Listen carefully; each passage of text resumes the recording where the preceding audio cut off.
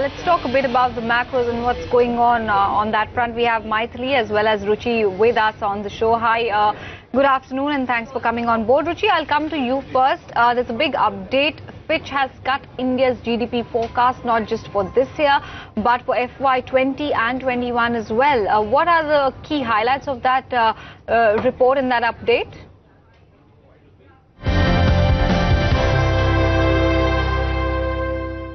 The global growth is expanding at a rapid pace, but cracks have started to appear. Cracks are now visible. Those are the words coming in from global rating agency Fitch. In fact, they say that the global growth is less well balanced because US seems to be growing. However, other economies like China as well as Eurozone, they are slowing down so much so that this could lead to a soft landing in the year 2020. They are saying that the growth in US is mostly on account of the fiscal policies that the US government is going ahead with, the push in terms of spending. However, other economies are slowing down. In fact, as far as India is concerned, Fitch has not painted a rosy picture this time around. They have in fact cut the global growth forecast from 7.8% for FY19 to about 7.2%. They've also cut the FY20 GDP forecast to 7% and have cut the FY21 GDP forecast to about 7.1%. They're also saying that the dollar will be strengthening owing to the policies that the US government is taking, and this would mean that there's going to be significant pressure on emerging market currencies, especially the Indian rupee as well. In fact, they are saying that rupee could weaken to about a level of 75 rupees to a dollar by the end of 2019. All in all, they are saying that there are key downside risks for the Indian economy, which include the fact that the fact that credit availability is going to be one of a big concern. This is something that the government has also been pushing for a very long time. Yesterday also we have not seen the RBI doing much on liquidity, and this is going to be one of the factors that could scuttle growth going forward. Those are the words coming in from global rating agency Fitch. In fact, they're also saying with the weakening rupee, we could also see a widening of the current account deficit, something that will not bode well for the Indian macros. Thanks so much for that, Ruchi. Let's take it forward with Maithili ma'am. She is joining us now live. Ma'am, thank you so much for joining us. Can you just tell us what do you make of this cut that has come into GDP, largely on expected lines?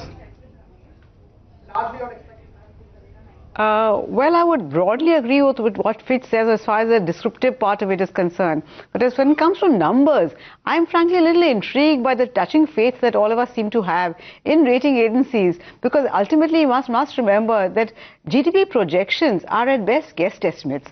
And when they come from rating agencies who have been largely discredited, especially after the global financial crisis, I think one must take these projections with not just a pinch of salt, but maybe with a bucket full of salt. So I would go largely by what Fitch has said in terms of, the worries and the warning signs, the caution that they have exercised, etc. We need to exercise. But when it comes to numbers, I would be a little bit more circumspect.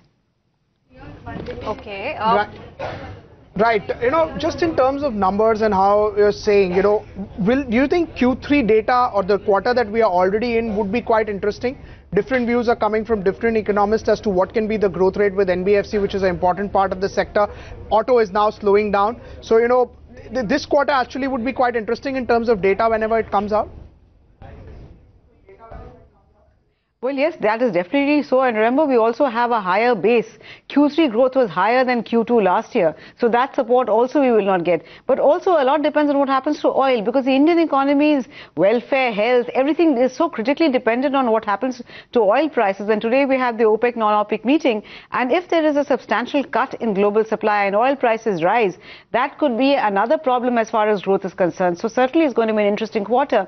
And add to the fact that we will get the election results to the state assembly elections, and there if the ruling party does not do well, we might see them do something like a short-term fiscal stimulus. So everything is open at the moment. Certainly Q3 is going to be interesting, and Q4 perhaps even more so as we approach the elections.